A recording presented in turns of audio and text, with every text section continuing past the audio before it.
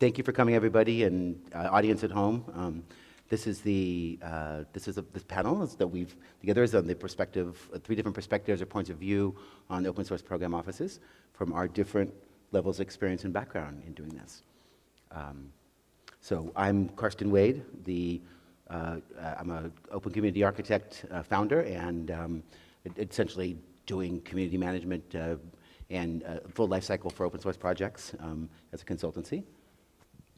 I'm Stephanie Lieggi. I am the head of the principal investigator for a project that is creating a open source program office in the University of California in Santa Cruz, as well as the lead on a project that is trying to get the OSPO approach throughout the UC system. So it won't be just the one campus, but we're hoping in the end to actually have all 10 campuses following kind of an OSPO. We call it the OSPO approach right now, but basically have some level of an OSPO within each campus. I'm also the executive director of the Center for Research in Open Source Software, which is also at UC Santa Cruz. Awesome. Yes, hello, thank you all so much for having me today. This is super exciting. I'm Brittany Istenes. I am an open source strategist for this company called Fannie Mae. So what that kind of means is there's many different facets of open source program offices, and all of these gray areas in between that I actually do put a lot of attention on as much as I can, being completely distributed amongst all of these different initiatives. But it's pretty interesting, and yeah, I enjoy it quite a bit. And I'm also co-chair for 2 special interest groups at FINOS, which is the Financial Open Source Foundation. So I'm co-chair for the Open Source Readiness Group, as well as the Inner Source Special Interest Group, and also a to-do group steering committee member. Where do I have time? Mm-hmm. I just thought about that. But yeah, so that's a little bit about me. Okay, good. And as as panel leader, I'm going to take the opportunity to say no more about myself. So that's perfect. Let's go on. Oh, wait? These slides are in the wrong order, aren't they? I thought that was the. Sorry. How do we? Are we? Oh, no, we didn't. I don't think so. Did I hide something? Yeah. It was panelists. I thought we had another slide of something that was, oh good, we're just going to leave this up while we're talking. That's right. So now we've just got our napkin thank you. So we have our napkin notes to shift over. Yeah, I just thought I'd join you down here because there's no reason to be standing up there. Yeah, here, grab the mic if we're gonna talk. So let's see, to start off, what we wanted to do was first give a quick definition from our perspective of what an open source program office is and what it means to be an OSPO. So why don't you take that one? Uh-oh, really? You sure? So my perspective of an open source program office is very nuanced and not that's necessarily like the traditional maybe way that you would view what an open source program office does. I might as well just talk about it then, right? Right, because I'm just going to tell you that no 2 are made alike, et cetera. So you might as well tell us about yours. So I think from an open source program office, they do exist within particular different enterprises, foundations, academia, all of that. And essentially what I look at is an open source program office has subject matter experts, thank you. Subject matter experts of particular fields that focus on all of the different facets of open source. So we have open source compliance, we have open source contributions, being a good corporate citizen, trying to actually work with these communities, and also staying secure within the software that we develop while enhancing the developer experience. So that's just one of the ways that I look at an open source program office, and I think that they are mission critical to many enterprises. Yeah. I think, so I come from the academic side, and we're very new to the whole idea of open source program offices. I mean, the academics, we're really just getting, the first one was really 2020, when the Sloan Foundation started being very, very great and giving us funding to start doing this. But really a lot of the discussions started when looking at OSPOs outside of industry. And so OSPO++, which some people may have heard of, kind of started that discussion with saying, okay, this is an interesting perspective of how do you kind of become the center of excellence, or the center of gravity is how we like to put it for open source within a public, so non-industry institution. And so we became, so that whole non-industry group kind of came a little bit like, oh, what's unique about how we do it versus how it works in the different industries. But also we started to recognize even within that group, there were subgroups, because academia was looking at it different than the government, and government looking at it different than, say, like NGOs and international government organizations. So, so I think that was, so for me, when I look at what an OSPO is, and from my perspective, it really is talking about, from a university's perspective, is how we use open source to kind of leverage and help leverage the impact of the research that we are doing, which is kind of the important aspect of, I think, what the university OSPOs are particularly going. But at the same time, again, no one size fits all. If you've seen one OSPO, you've met one OSPO. Or like, well, if you've met one OSPO, you've met one OSPO type of thing. Because even within our group, which we're all like a very tight-knit group right now, because there's only like 12 of us, we are all different. And so it's really cool to like see the different kind of flavors that each group is kind of doing. So, but within the UC system, a lot of it does definitely have to do with leveraging research and trying to create better, transferring that knowledge to the wider population.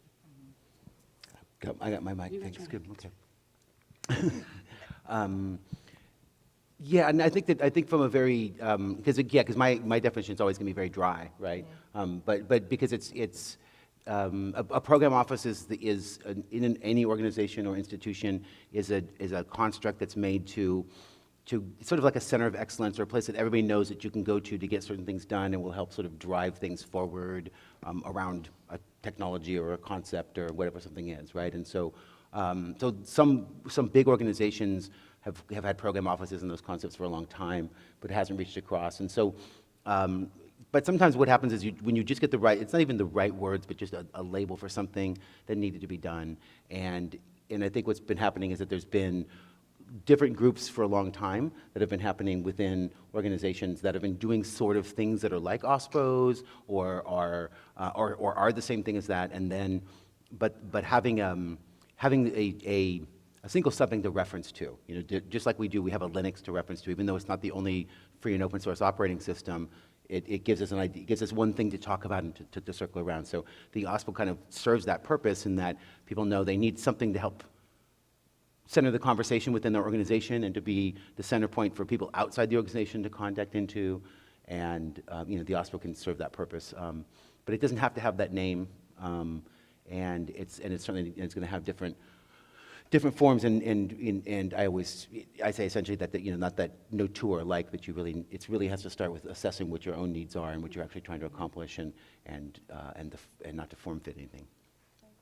Because I actually think we kind of going on to what we were thinking about the next discussion was that actually what Karsten was just saying is that this idea of like there are different organizations, and please, I mean, when I look at it from when I look at the educational side and the university side, there are definitely offices and institutions within universities and entities within universities that are doing things that I would be like, as the academic OSPO, I'd be like, oh, that seems like what we're doing, but it's not 100%. And I think that's funny, because how we came to being an OSPO, we were the Center for Research and Open Source Software, but we weren't an OSPO. We're a research center within the engineering department, and we're promoting open source software, or we're promoting open source communities around software that's being, or around research that's being developed within the UCSC, particularly within Baskin Engineering, where our department is. But we started doing stuff because open source is cool and fun, and we started like meeting everybody at all the conferences because we had open source in our name.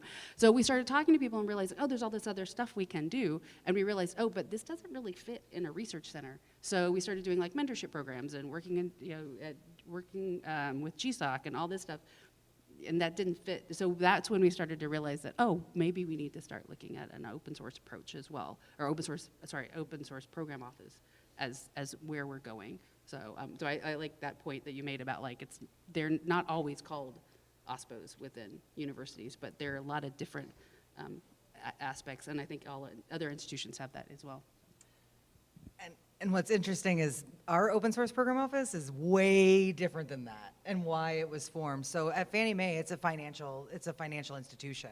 And so with that being said, there is a lot of governance that needs to happen around all software development, your complete software design life cycle, right? And so we all know that essentially 90% of all applications that we use, everything that we develop is essentially built on open source libraries. And so with that, we need to make sure that there is a level, it's not the most fun, but I'm going to say a very high level of governance and regulation into the development that we are doing. And we also need to be very, very thorough and strategic into what we do build in our applications, because the rise of vulnerabilities. So one of the big focuses that our OSPO looks at are security, like cybersecurity, risk, and all of these things. And that's kind of right now where the OSPO is. We love and we do encourage community, and we work within the open and work within our foundations and all of that. But it does boil down to actually making sure that the software that we are designing that is for people's lives is secure and risk and stable. So it's not like the research part, right? So it's more of like the regulation and like understanding all of the compliance, which it could sound a little boring, but it actually isn't. It's pretty interesting. And Sophie, I wanted to ask you a follow-up question in terms of recognizing that you wanted to be an OSPO and what that meant within that. We'll tell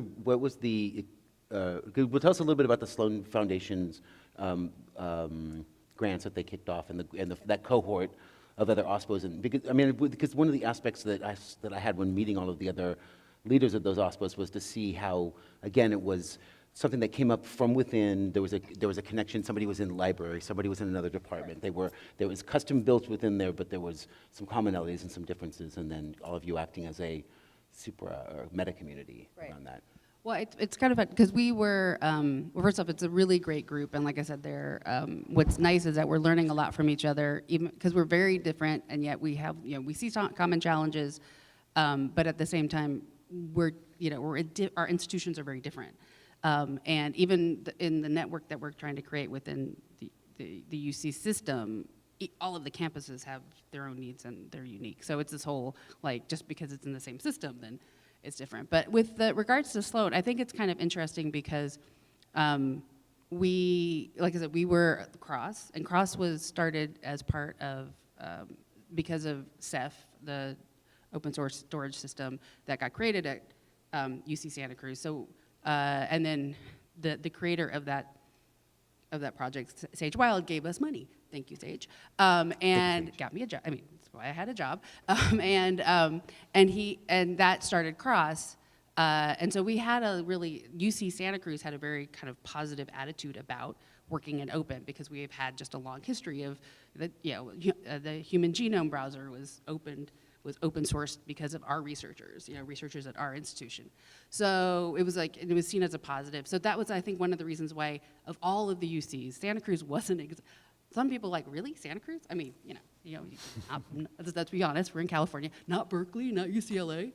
But we're like, no, because Santa Cruz had this kind of, inclination to be to open, and which was great. And so when we started, already had been CROSS, and we were kind of on the radar of folks like the people working at the Sloan Foundation, who were really seeing this approach as a great way of making sure, it's kind of what I was talking about, the idea of leveraging open source communities and kind of the open source approach to helping research have high impact. And so a lot of what we do is also trying to find that research, that high impact research that isn't necessarily going to be like commercialized in the traditional sense, or where there's an IP, or are we going to patent it or whatever. It's the ones that might have a huge social impact, but aren't going to, or may just fall by the wayside if somebody doesn't step in it and kind of figure out a way of maintaining it. And that's a lot of what we're all trying to do.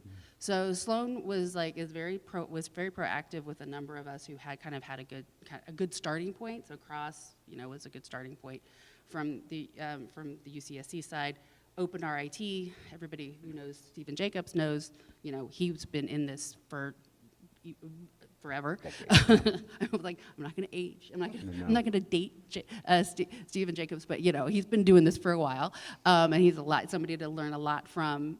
Johns Hopkins had a very interesting work that they've been doing. Plus, it's a well-known university, We were the first kind of 3 that started it, and then 3 more came on. CMU, St. Louis, and Vermont. So I should know all these because I hang out with these guys a lot. And we actually joke that we tell each other stories. We actually can explain each other's OSPOs all the time. But so I think that, and we started a core group meeting and talking and being in all the panels together. And each had our own successes. We got to learn from each other. We got to, I steal stuff from Kendall from Vermont all the time, and they look at what we're doing with industry and some of our mentorship programs and are integrated into the work they're doing. So it's really nice to learn from that and not have to constantly rebuild. So we're very open about how we interact with each other. And then that success built we had yet another call for proposals from a bunch of different universities, and I think they had like 40 to 50 universities interested in starting OSPOs. And so Sloan actually then funded another 6. And then, so we have this really great group of 12 now that really work together and support each other. So, I mean, and Sloan takes it, and again, it's the idea is like trying to create models that universities can follow. But not the whole idea of it's not, that's no one size fits all.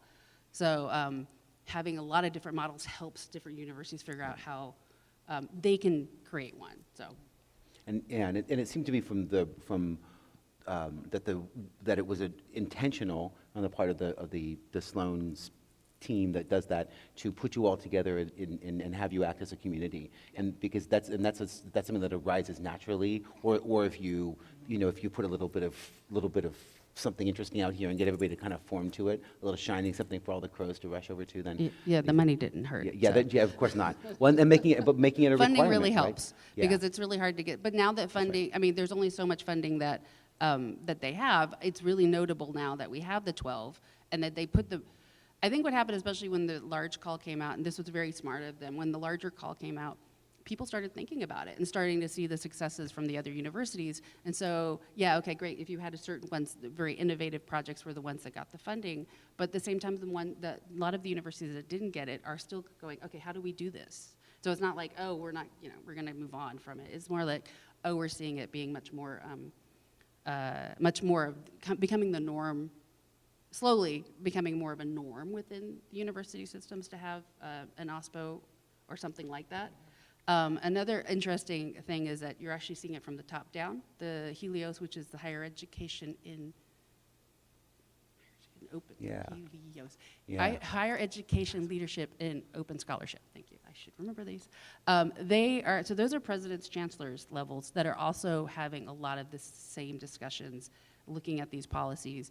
And so they're not specifically about OSPOs, but a lot of it's trickling down in a positive way to kind of the bottom-up OSPO approach.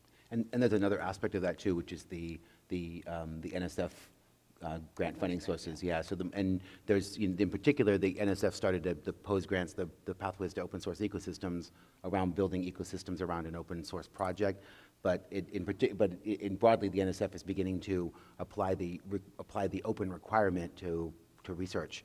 These are federal dollars, U.S. dollars. They need to be, not just public domain, but open source, open research, open data, open scholarship. Excuse me, all of those aspects. And so that's the other springboard. Like every institution that does research, R1, R2, the various level, anybody who's getting NSF dollars is going to be needing to have some concept to think about. And this gets also to the supply chain, because I know that supply chain is much more than security. It's much more, it's about bug fixes, it's about getting people's opinions.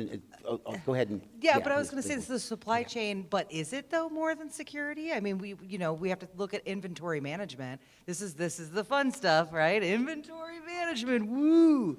But, we have to look at all of those different facets too, and I feel like just the supply chain alone and just knowing where your things live is one facet of it. Well, but that does kind of fall in line with security, because think about it. If I were to go ahead and, let's say, whatever company that you work for, whatever group that you work for, open up any of your projects right now, let's say all of a sudden you get a 0-day vulnerability, are you going to know exactly where it is? Probably not.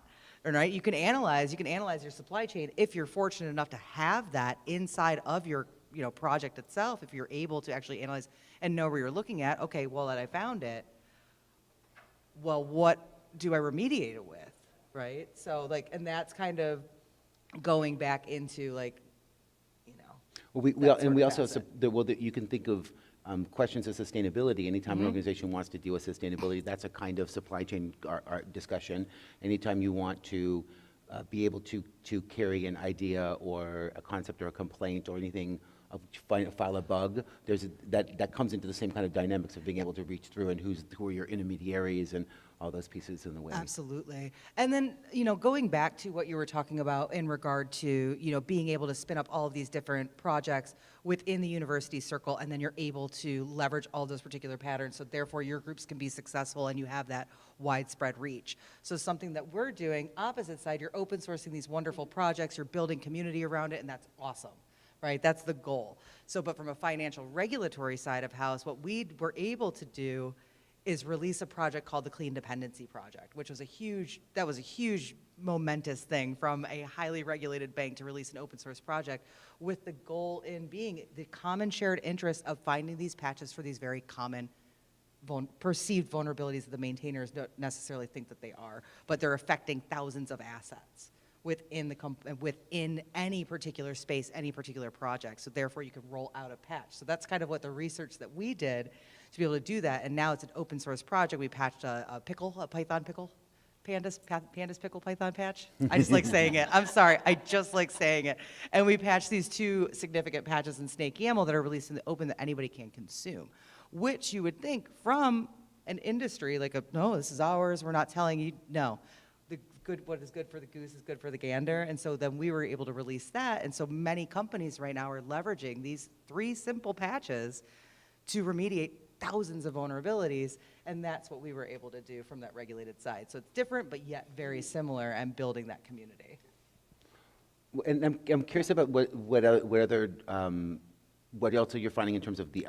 I know you're involved in the FinOps community. Yes. And the dynamic of all of the whole financial technology sector. Yes. Are there, without naming names, of course, anything, are there many other OSPOs coming up? Are these things that people are really, is that a way people are solving problems there, or how are they doing it? Absolutely. There's a lot of open source program offices, or different sort of namings, like people that are well versed in open source that are coming up in financial industries, because as mentioned before, there are a lot of common problems. At the end of the day, we need to keep all of this privacy information, your money, and all these things secure, right? That's what it boils down to. It is what it is. But so you're seeing people that didn't know what they were leveraging. You have these old institutions that have been around for, over 100 years, starting to get caught up to speed. And so therefore the subject matter experts, when it comes to governance, regulation, and all these things within open source, as well being passionate about open source. You can't just come in and just be like, this is, compliance boring person. You need to actually be passionate, because the community and these projects is what sustains your business. And so we're finding more and more folks like that are coming together and just working on these things, as well as, in their own job opportunities and things like that. Exactly. One of the aspects that I find, and I can think of one when one nonprofit organization that I was working with that had that one of the more difficult aspects that they were dealing with from their internal group that was doing OSPO-like and community-facing work, and then trying to integrate and work with external contributor communities, is the dynamic of where what I refer to as the human API, where the individual people, like you end up taking on, there's all this overhead to get things done within your organization, and you basically take all that ownership within that team to do all of that overhead, and then anytime a community collaboration wants to come in and from over here, it has to come up against those processes, and you're always trying to bend the, I forget the name of the marketing communication theory problem, but this dynamic of where when you create a product or you create an open source project at the beginning, the communication patterns match the internal patterns of the organization that created what was there. And so there's these sort of learning things that keep coming up over and over again. And so so what I've just been noticing a lot is that it can have a big human toll and have that human requirement, and that there's one of the biggest successes, biggest ways to make success, I think, seems to work, and there are people here who could give their opinion on this or not, but as much as you can push your work outside of the work that you have to do to collaborate with people in the dynamics, like you see uses of things like Google Docs a lot now, which although it's not an open source tool, it's open and accessible to people outside of your walls that you can all share and do a thing with, right? And that used to be the way we did things back in the old days was, but the old days meaning, you know, because there wasn't that thing, so we would use some other techniques or some IRC direct messaging or these ways to share files, but it wasn't necessarily like this, you know, this as smooth and simple as things are. But yeah, you ready to take one on? I just had to make a comment about the Google Docs, unless you work in a bank. Right. Like, 1 minute. Yeah, that's too funny, yes. Right, yeah, and 2 laptops. right, and that's one of the, and this is, and so the human, that's a very literal, you know, translation layer. Like your job is to do those different layers in between things. And even when you have those accesses, I found all the time I would use my external personal Gmail account for things because it could do stuff that I couldn't with my corporate Gmail account, even though it was technically, you know, which you may run into that too. I wouldn't mix the two. No. No. No, Keep no. that, you know, I wouldn't mix them. That's just my opinion, though. That's actually the true origin of my nickname Quaid, and is that it's K Wade pronounced out loud Quaid. But when I look on a command line and I see K Wade, KWADE, I know that's my corporate account somewhere. And when I see QUAID, I know that I'm in open source community space. And so I always use one versus the other. So that's a tip to you, everybody, why we use nicknames. Go on. So what is our next? What next question did we get through? I think you had a good. Yeah, I think it would be, you know, something to think about as we move through here. So we're kind of going into, so we have 3 different levels of experience in what we do, right? You can obviously tell we all have 3 different perspectives on open source program office, but what it boils down to is we do have the similar, like, passions and veins and what we want to do and achieve. It's not just about the almighty, you know, whatever. It's something that we believe in. And so I think one good thing would be really interesting to talk about is why we chose to get involved in the foundations that we did, and those certain levels of importance and how they impact each one of our particular prospective industries. Right. Oh, I got the mic. I like to share things. So, you know, I've gotten really heavily involved in financial open source, right? This is where I spend a bulk of my time. It's a great community. You are leveraging so many different people that are finding similar patterns in the work that they're doing, and we are trying to problem solve within our prospective spaces, which is absolutely fantastic. And so we're talking about, well, not all places are called OSPOs and all of these things. There's the Open Source Readiness Group is a fantastic space where we actually create together bodies of knowledge that help make development easier and regulation and compliance easier in these prospective spaces. And so that's one of the biggest things that I find to be really, really interesting, because at the end of the day, I want things to be easy. Right? It's never going to be easy, but if we work together in this particular way, we can make commonality of these patterns, right, flow together. And then also, I love inner source too. And so inner source, if you work in a regulated industry, what's one of the ways that you can develop openly and honestly behind your company's firewall is inner source. So I spend a lot of time in the inner source commons community as well as the Finos inner source commons community too. If you want to learn generally just about an OSPO in general and join some really cool calls, the To-Do group, Talk Openly, Develop Openly. That's a great space to get started. It really is. And everyone's really welcoming. Yes, I would agree with that. Add one thing about the Inner Source Commons group. It's sort of a under-the-radar group. Not everybody necessarily knows about. One of my favorite things about what they've done in terms of, correct me if I'm wrong on this, but in terms of creating patterns or anti-patterns or things lessons to live by is groups that have been involved in Inner Source are able to anonymize their story of some horrible thing that happened to them inside of their company that they can't tell to the outside world, but if you anonymize it in such a way, little Chatham House rules kind of thing. And so you get these, because that's one of the great things about open source, it's like we can actually talk about all of the horrible shit that happens because it's right there and we can really point to it, and when it comes to inside and you've got that dynamic. So I just wanted to, so it's good to, not everybody's going to be comfortable out here, and you know, it's good to have different ways to. Yeah, It needs- Chatham House rules is really important. Chatham House Rules is Chatham great. House rules is important. It's great. Having come from a former career where we worked with track 1.5 dialogue, where you actually had like governments to governments talking with a bunch of NGOs in the room, you're all like, yeah, Chatham House Rules is really good. Yeah. I was gonna say, from us, I think, like, again, for me, I've always been in academia. Even when I was working on different issues, I was doing it from a think tank perspective, attached to an academic institution. So it was kind of natural for me to stick with this. And I came here, I came to open source knowing nothing about open source, and except for open source Intel, which is what I used to work on. So that's totally different, as I knew at the time. But I had seen what open source could do in that vein, and like looking at the analysis and the type of work that I was doing, I saw how powerful open source was. And just long, not my whole life story, but for reasons that were really important at the time, this position came up, and I swapped universities.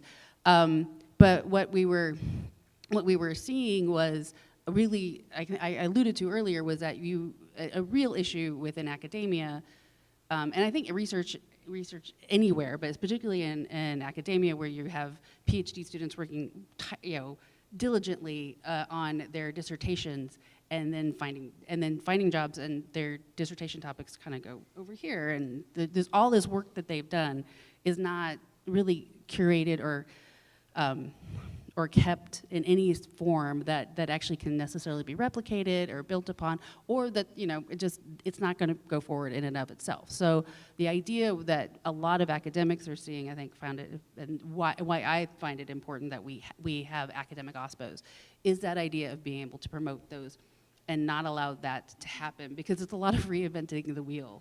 Not just so it's not just something that's bad for us. From an intellectual perspective, but it's also like a financial loss. And this is one of the things when you were talking about NSF, the National Science Foundation, getting into it, I think a lot of that is a recognition of the fact that we are losing money if people keep having to do the same experiments over and over again, because it's not being published in a place where it can be found and people can't build from it. So that's a lot of what I really feel is going on at the academic space as well. I just want, what's a really funny thing to your journey to open source? I used to teach kids. Right? I used to be a school teacher, and I just somehow just fell, and that's what's so accepting and amazing about open source software, is that it can lead you in so many different directions, right? And so there are parallels, academia, but my kids were little though, but they're still cool. I'm going to relaunch this because I put that link up for InterSource Commons as well, because I forgot about that. Yeah, but did you have to reload the slide thing? So what was the question? The foundations that I get involved. I'm not a joiner. I guess I haven't really. I really do. I've been the things I hang out with. I don't know. I only get so deep. I worked for a couple of decades for an open source software company that many people are familiar with called Red Hat, and 21 and a half years, something like that. And in that, I got a chance to just sort of help capture a lot about best practices but also hear a lot of stories from people as they were coming through the company. And that's okay. What do you got going on? Really? Good time. Really? Okay, good. Oh yeah, what's our time like? And also a chance to really speak. Thank you, 1 minute sign. And a chance to have a lot of conversations over the years with people. Constantly and regularly in a space, and what's great now that in my new position is to be able to actually turn those conversations into something that's more. Whether I turn it into somebody being a customer or a partner, or a project that I get involved in, that's what I end up doing. So I'm working with the Quai Foundation right now. It's a nonprofit, and it's about personal AI, and because it's the right time to work on that thing, and they can use community management help, and it's good to do, right? But I think and of course, the opensourceway.org is it's a community of practice that awakens every half decade and updates the book, and then goes back to taking care of our own things. The thing that I've been most compassionate about the last couple of years, though, has been getting, just in terms of my personal stuff, right? Like, where do I really want to spend my time on? And so like I got involved in the inclusive naming community, inclusivenaming.org, and all I do was like work on words and help make sure that we get this list released and stuff. I'm not trying to lead the project. I'm not trying to, like, there's so many other people to do that, and there's so much, it's just, I'm a word nerd and it's fun to do that. It's important. Yeah. And so I'm an example of someone who really spends my time, when I want to put things in, it's around something I care about more than something else. Because I was also had the advantage of being on Red Hat's OSPO team for a long time, where the people like Brian Prophet was interested in, like a natural person to go off and work on the chaos community. And so it's basically Brian had it all, right? Like there wasn't, so that's an interesting dynamic that can come up when, even in a relatively small OSPO where people fraction off a little bit and stovepipe and don't cross-share information with each other. And so it has a little bit of a challenge with that. But what I wanted to say was that I've just become more passionate about getting community management people together. OSPO people are part of that. Community managers, whether you're working on a product, whether you you're supporting forums for somebody's favorite, there's product communities that go all the way gaming computers or anything like that, all the way through to communities of interest and communities of practice and things. Like I think all this stuff's a big continuum, and this gets back around to like why we suggested and came here was we were having, I met Brittany at the end of last year, and I've known Stephanie for a little while, and what I kept, like with Stephanie, and now it's with you as well, like I kept turning around, and I'd go talk to friends, and they'd be, oh yeah, I know Stephanie from this or from that, and like within a very small amount of time, you'd found yourself completely within the right places in this world, right? And seeing that happen over and again, like that's a natural thing that kind of arises as well. And so that was what I just really wanted to have a chance to, because in essence, I expect that we're going to say more of the same thing than different things with these experience levels, but I also appreciate that we have a lot of different range of things that we know about. So yeah, and before I give it back to Stephanie, I just want to say thank you so much for celebrating community management. Community managers, it's a really, in my mind, a misunderstood role that I don't think gets enough credit. Right, community management and community managers, especially within open source, have their hands in so many different things, and they should be celebrated. Yeah. And it's not just, oh, I'm here, oh, you're a maintainer of a project, cool, fist bump. No, it's not like that. And it's actually a lot of work. So I think that more people need to get in.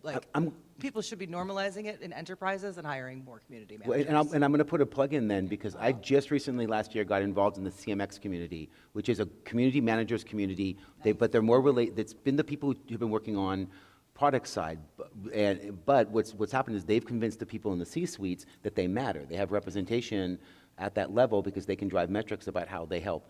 But ultimately they're doing the very same stuff that we're doing fully on the open side. It's same stuff, different. It's different shifts about other things, and but they're also at the points of wanting to have the self-reflection that the open source communities have had for a while about how to take care of ourselves and track our own practices and help teach each other and so forth. So it's a great time to bring these different things that groups that thought they were different but have been calling themselves. Oh, here's another one I learned recently. I'll pass one. In HOAs, the people who are they're community managers and their job. And when I listen to this, to what their life is like, I'm like, oh my God, it's just like a job. Like they have to deal with the board of directors who are volunteers, who are homeowners, who all have a lot of expertise and opinions, and are in many cases retired. And they're not paid very well. They come from non-traditional backgrounds. They don't necessarily have a degree in something community management related. They're doing all of this stuff, and their job is to be the interface with all the people, to learn all this stuff, and to make sure, and it just and it's the same stuff, just a little bit different. And so it feels like, yeah, the celebration and getting these groups to have a greater understanding of the thing that we do, how similar it is a mission of mine. I was going to ask one question of the group, and I think then we're going to open it up for questions. Yeah, good. Okay. So like I said, I come from, again, non-traditional background. I worked in non-proliferation for decades and decades, and then. But part of that I worked a lot with export control. Talk about it. Yeah. Hey, compliance people are awesome, by the way. So you were giving them a hard time, but compliance people are the best. And what I found really interesting when I was in that field was that compliance people work together across in the industry, even if they're in competing organizations. And that really impressed me because, having come from academia where everybody kind of like often, can be very competitive, that, that level of collaboration was, really noted me. And now that I'm in the OSPO and the open source field, I've actually noticed that amongst OSPOs as well. Like the To-Do group has people who are, from competing industry, and I think that's pretty impressive. So I kind of am trying to figure out if you guys have, if y'all have like a view on how, like, what is it about OSPOs and people that work in OSPOs that kind of make that happen? Why that kind of seems to be the norm? Because I have my own ideas about why that's important in an environment like this. But I can see what, especially in like the fintech, but also in in financial area, and then also what you've worked on as well. Like why does it seem like OSPO, those working in OSPOs are so intent on collaborating with one another? My short one, I think, you pass it over? I got a mic, I'm already there. I was just gonna say that I think that it's not that everybody in an OSPO is a connector person, it's just like not everybody's an extrovert who gets on stage and talks, right? But it's like organizationally, we need functions that create connections and network people together. And so there's definitely a draw towards, that's sort of the feeling in my heart that I think is it's like the sort of thing I'll get up on stage and talk to people because it's important, not because it excites me or makes me comfortable or anything else like that, right? So, does that make sense?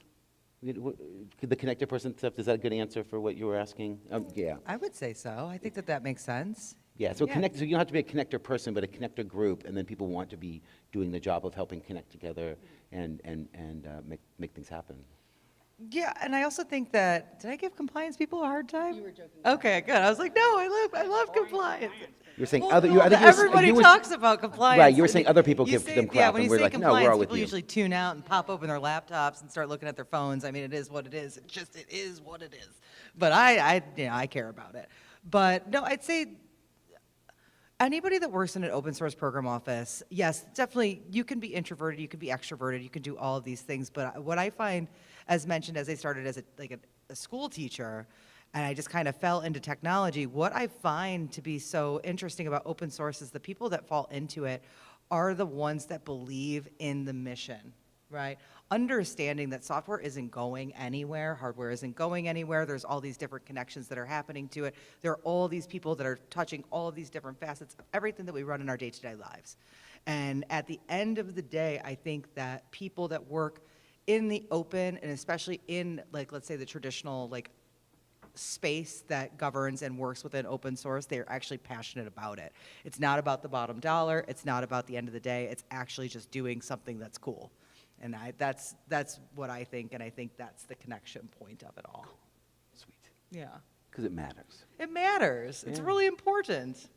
There's a phone there. There's a know. bunch of applications on it that are all run in the open. We look at this thing all the time. Slippery germ brick, but it's a lot of it that runs in the open. Well, I realize for me, what matters to me often is that it's really important to me that people have a chance to get access to what matters to them. Like Agreed. that, right? That ends up being one of my highest things that matters to me, which is sort of like meta mattering or something. But And then academic. Right, You have people that all across the world can learn how to code. Yeah. Can make things more accessible through code, and that's in the open. And I think that there is probably, when people believe in open source, that common understanding that it does just make things a lot better.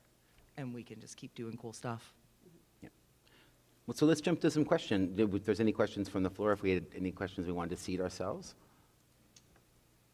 I'll throw my hand up. Sure. Yeah, grab them up. You're at Fannie Mae. Yeah. I have 31 years on Wall Street, Okay. and in all that time, basically, in all the institutions, forget about open source. Mm-hmm. And FINRA in, FINRA here, as they say, I watch things come and go and die. Using it is almost non-existent. And I was wondering, does Fannie Mae actually use open source software? Yes. So the question, for those out there that didn't have the microphone, the question is, from a financial regulation industry, we've seen open source software grow, die on the table, right? And that happens a lot. It really, really does. And now I would say not only does Fannie Mae use open source software, I would say everyone uses open source software. Well, And you have, usually through the sort Yeah. of per the pay vendor. pay vendor solution. Rather than, genuinely using open source projects, compiling their own, anything like that. Oh, no, that's not even doesn't possible. exist in the world of finance at all. Yeah, that's interesting. I think that the times. We also don't do our own custom pavement blends for our driveways when we want to get our driveways done, too. Yeah, I think, yeah, the vendor-supported solutions. Well, well, you look at like the vendor-supported solution, right? You think of it, so I can take this package, I can pull it in, I can develop it, it's gonna be stable. If something goes wrong, that's on them, right? That's one way I think a lot of different spaces look at it. Well, how about this? In the state of California, we have a what do you call that? The cottage food industry law. So I can have my kitchen certified at home at 1 or 2 levels that will allow me to do all kinds of things. I can do all kinds of things that I can make and do stuff out of there. But what I can't do is anything that's going to kill people, right? So I can't put something. It can't do anything. It has to be shelf stable. And I have to be able to make it shelf stable in a way that matches, or at a certain point, if I'm going to be canning something, I'm now off in commercial kitchen space, right? So there's a line in which those regulations come in, because what we've learned in general is, yeah, you probably can make some jam at home that's going to be just fine. You're probably going to be fine, but you can't do canned meat at home. So we let you do canned jam in the cottage industry, but you can't do certain things that are more dangerous, right? And I think, so when it comes to, like, anybody can take a recipe to make a muffin, right? But what you want to do is you want to make enough muffins to feed all the school kids in all of the different counties across, across the whole entire Bay Area, across the LA area. Then now you're in the area. Like that's what I mean about the differences of making your own versus not. And like there's a point where you're saying we're going to take on this task of making all of these muffins and become a bakery, when that may not actually be, what your role is. And if somebody does a really good job with that, and they can make it in a way that's safe, consistent, and will supply you your daily muffins. Yeah, and I can't speak for every single financial industry out there. Who knows? Maybe there is the dinosaur that's out underneath the bowl somewhere that's just making all their own solutions and not putting them out there. But Yeah, to be hedge speculative, funds I are highly, probably the only ones I've heard. I would say so. One hedge I would, fund I ever worked for, that was the only place Yeah. where we could pretty much use anything we wanted. Any of the investment banks, sell side certainly, the buy side, is a little more flexible, but still not. In fact, the buy side didn't even take the sort of fear factor aspect of it. They took the factor that it was some relationship with whatever the provider was, almost always. And for that reason, you just saw, perfectly awful things happen and perfectly good things happen, because, sometimes we would build, products. Oh, yeah, I should be getting it recorded. no, he's got insights onto this as well. Yeah, Oh, yeah, build Jake, products that,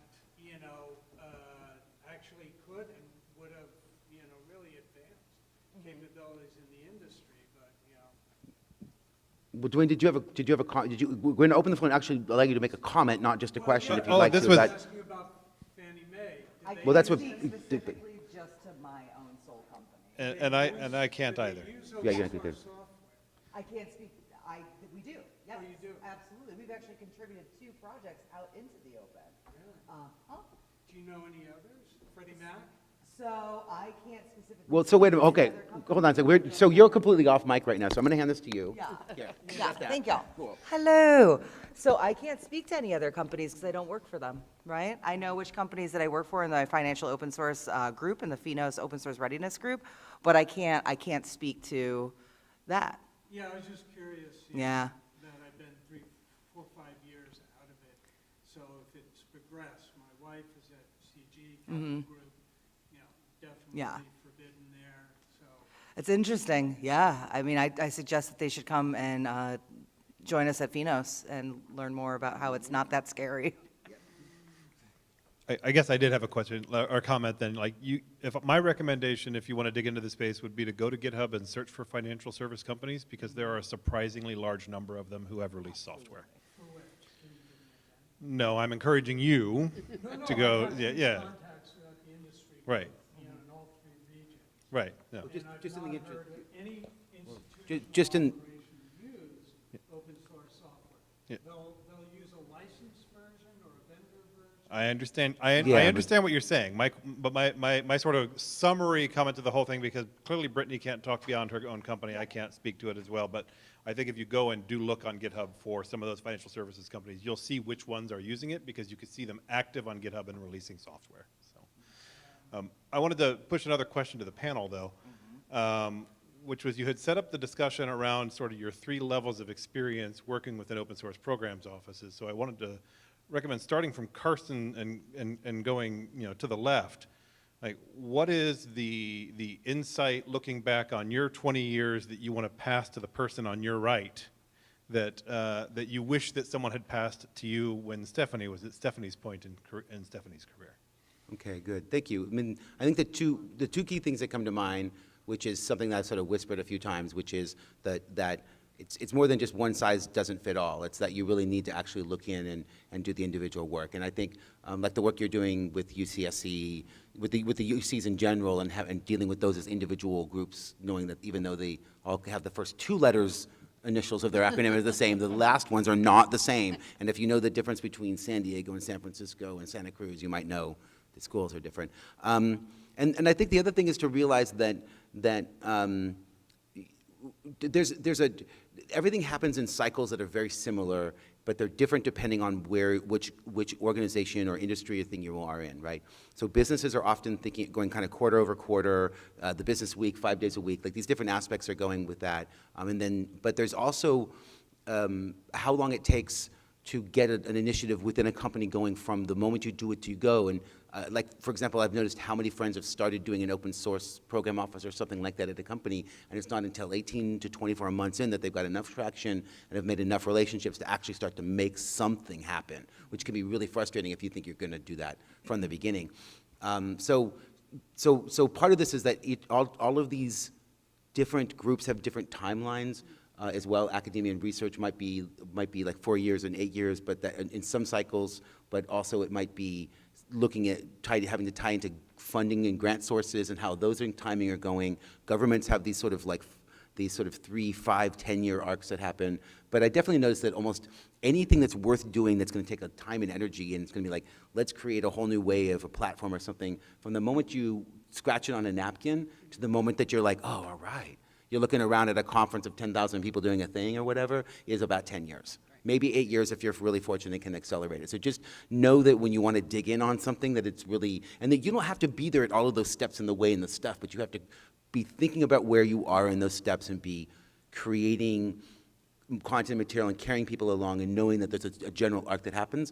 And there's a lot of us out here who have been, so now you can think about it. Anybody you know has been in something for about 8 to 10 years, they are a very experienced person to help you have that broad view and understanding.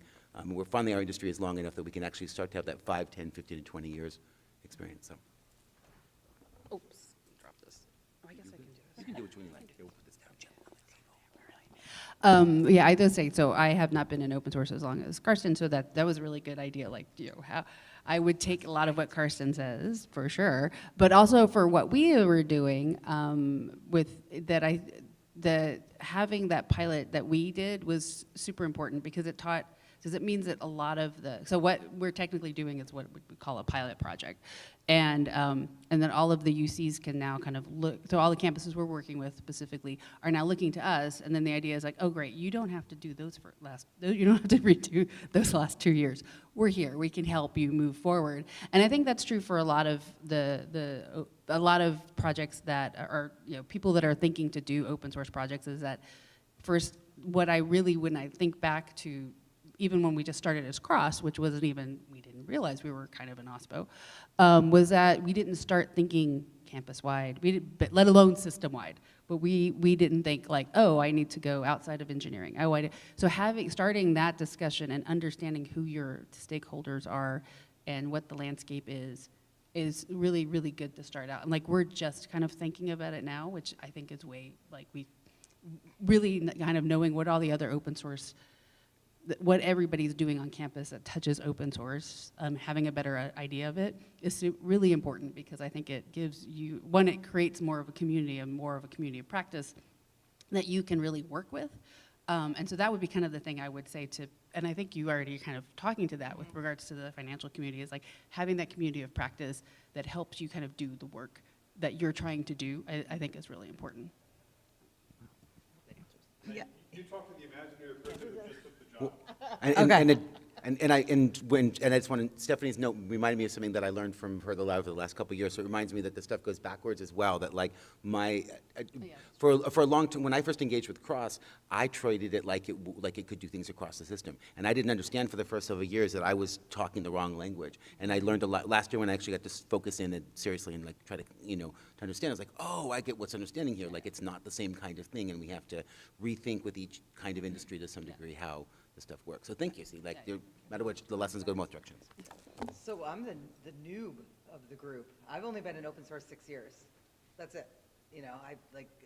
Yeah. And so what I've learned and how I've been able to just garner as much information as I have is that I listen to others. I pay attention. I threw myself into the community, basically head first. I actually believe in the mission, and I sought help when I need help, and I listen. And the biggest thing is that I listen, right? And I just take in as much as I can, and I just don't give up any sort of passion for it, because I don't know. It's just cool. It's a cool job, and I like it. And so it's just that. So yeah, and this is it. Like I'm just like completely humbled to be in this for such a short amount of time, and to sit here with these two wonderful people, and it's just awesome. So thank you. Yeah. Hazard. Oh, got a we're couple running out of time. 1 minute. Literally 1 minute. Actually, I'll let him record Thanks. since Thanks. I didn't get I recorded. know, we might have hints of you. So I'm here. Oh, it might have died. Is he going? Yeah, I think it died. Shut. Do you want to grab this one? This one's still live. Yeah, it's a dead mic. So I'm curious, what are the biggest security concerns that you observe in the open source space? The Okay, we got- biggest yeah, wait, security wait. concerns that we're seeing in the open source space right now, that's, Yeah. that's a long discussion. That's a whole different talk. I'll see you next month at Open Source Summit. So I'd say one of the biggest security concerns that I see right now is that we cannot identify where everything is. Even with your software bills of materials and all of that stuff, we can not only identify where everything is, now we can start pinpointing it down. What can we remediate it with? Right? That's one of the biggest things that I'm seeing is a trend there. That's why we started the Clean Dependency Project, because a lot of the times these perceived vulnerabilities, the maintainer's like, no, it's not, and you're like, oh, now I got to write a wrapper for this and put a patch on it and then consume it. So that's one of the biggest ones that I can see. And then also, people just not upgrading to their specific versions when they should be, like, it's just like, honestly, just giving people, our technologists and our engineers, the time to be able to do things the right way, as opposed to just consistently shoving everything out the door to develop faster when they need to develop smarter. It's not their fault, but that's my opinion. Okay, go. And then one quick one from the academic side before I let Karsten have the last word, is what I was talking about, like projects that somebody did that were great, and then they graduated and moved on, and people are still using them, and nobody's maintaining them. And the fact that also in all of that, education-wise, I'm not seeing it enough in even the classes that we teach, and we actually are kind of taking it seriously. So CS, people coming out of CS or any area where they're actually going to be creating software, need to have this as part of coursework and an understanding of it, and I don't think it's there yet. Good point. And I think for me that what I was thinking about, and sorry to be so jumping on it, but it's just that it's the concern about nation states and the nation states' own opinions about and because the internet is an international thing, but it has a sense of like countries can try to close off borders and control dynamics that are going on there, and I think that and I'm not making up, this wasn't, I'm actually thank you, Ava Black, for making me think about this.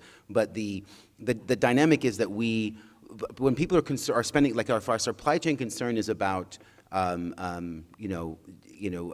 somebody who's, the individual who's been working on a piece of software, then that's like, the dynamic is the wrong kind of dynamic, right? The reason why open source works in any ways and open source is secure is because it's the process, not the people.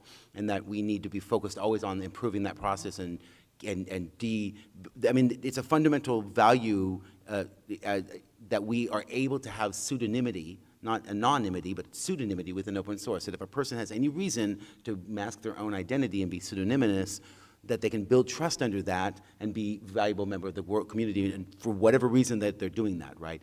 And that kind of thing is something that has me concerned, because, I mean, nation states can also try to use software and to do things with it, and they're doing that stuff already, but it's really just that the dynamic of being able to provide, actual physical threats on people, and then physically cutting off entire sections of the world from access to information and ideas and ability to do things. So. Oh, and then poorly written code and AI. Okay. Yeah. So I think that's So that's going to bring us to the end of the session in the time. We got 1 minute done. I was going to put a link down to if you wanted to reach us, we all put our LinkedIn pages up here, which are impossible to actually read. I'm sorry. But basically, just our name can be searched on LinkedIn. You can find us. That's the best way to get contact. And yeah, that's it. And we're going to head over to, I think we're going to head over, oh, thanks. And I had a slide up here. I was getting a slide for going over to Side Pie for dinner tonight, but we still want to go over and have dinner? Yeah, I want pizza. Okay, so we're going to go over to Side Pie and have pizza. If anybody wanted to come do dinner tonight, up in Altadena, we'll be trying to get there by 6:30 or so. It's about 10 minutes drive away, so thanks, everybody. 6:45. 6:45, okay, change first. Thanks, everybody. Thank you.